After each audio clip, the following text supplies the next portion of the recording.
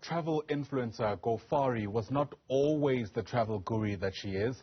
A chemical engineer by training, she found herself in Mpumalanga after her graduation and decided to explore the vast natural beauty of that province. From that point on, her life changed and she became one of South Africa's foremost travel influencers. Now, for those still undecided about perhaps where to go for a quick trip this December, Gophari joins us now via our video link for some valuable insights given her own journey. Excuse the pun. Gophari, it's great to have you on the program.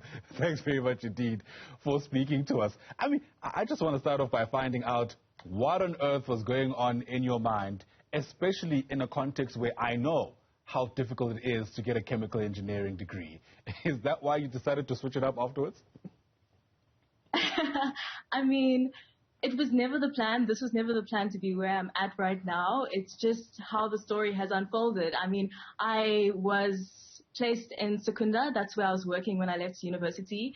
And it's really been a blessing that I was there, because had I not been there, I might not have gone deeper into Mpumalanga and explored the panorama routes, which is what inspired Gophari travel blog. And so for me, I always look back at the first time I went to Blythe River Canyon, and I remember just standing at that viewpoint. After having seen an image of it on Instagram, I decided I had to go check it out. And just taking in that natural scenic beauty and being in a place where I was like, I had no idea this existed. It made me feel like I need to tell people more about the destinations that are really close by to us here in South Africa that we may be missing out on just because we don't know about them. And so since then, that's what I've been doing on my travel blog and on my Instagram, on my TikTok, just inspiring people to get out there and enjoy the beauty of this country. And beautiful it is. What I find so interesting, Gophari, is that you're actually a city girl in many respects. I mean, I think born in Durban, raised in Johannesburg at some stage, studied in Cape Town, literally the three major cities of South Africa. This feeling or this desire to explore some of the, call it, more natural elements of our country, where do you reckon that came from?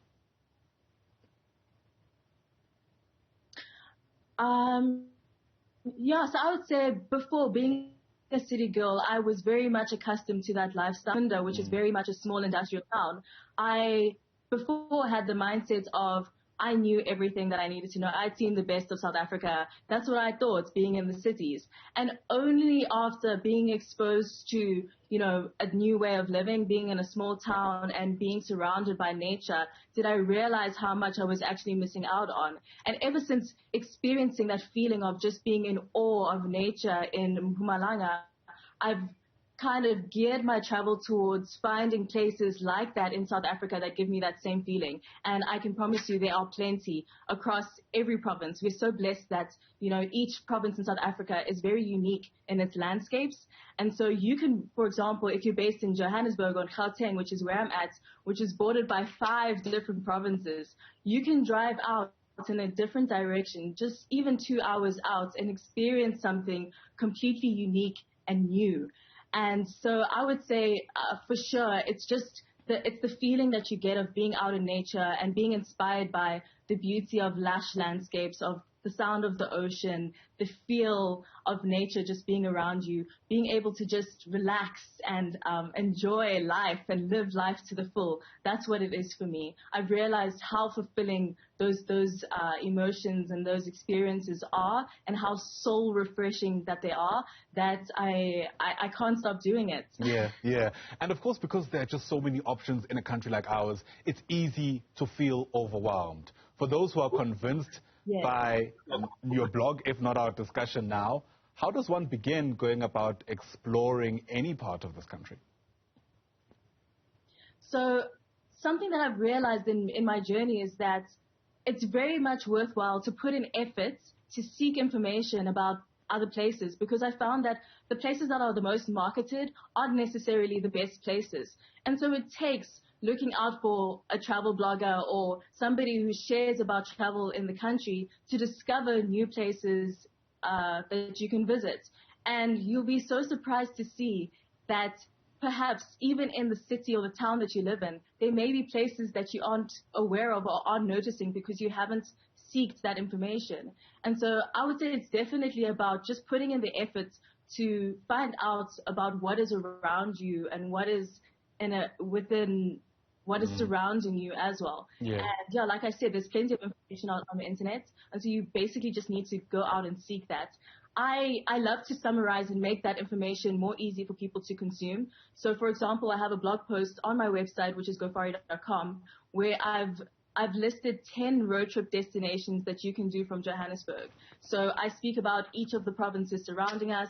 I give recommendations on activities that you can do, places that you can stay, and I also give insight just in terms of my general experience of being in that destination. Yeah. And so resources like that, I would say, definitely help people in knowing what they can do and what their options are.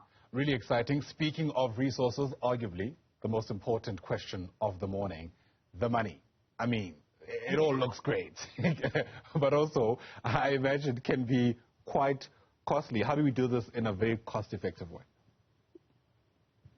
So I believe in all destinations that you visit, you can experience them in an affordable way or in an expensive way. So you pay how much you want to pay. So for example, you can go to the panorama route in Mpumalanga, go on a road trip with 5 friends, and so that then divides your fuel cost, right? And that brings that down.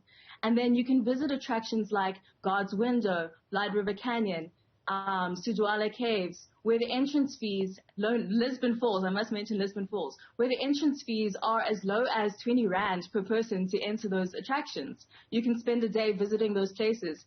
And then at the end of the day of exploring that, you can drive home and your costs have reduced immensely. If you want to spend a bit more, you can then book yourself an Airbnb, for example, and Gaskop, which is a great starting point for visiting the attractions in the panorama routes.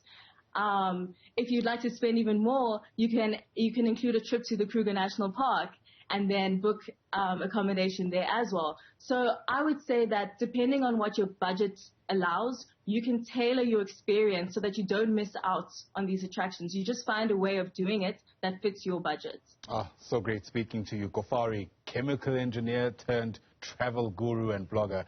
It's lovely to have you on the program. Thanks very much indeed for sharing your tips and tricks as, I guess, last-minute planners like myself think about how we're going to spend the rest of this year. Really do appreciate your time on the AM Report.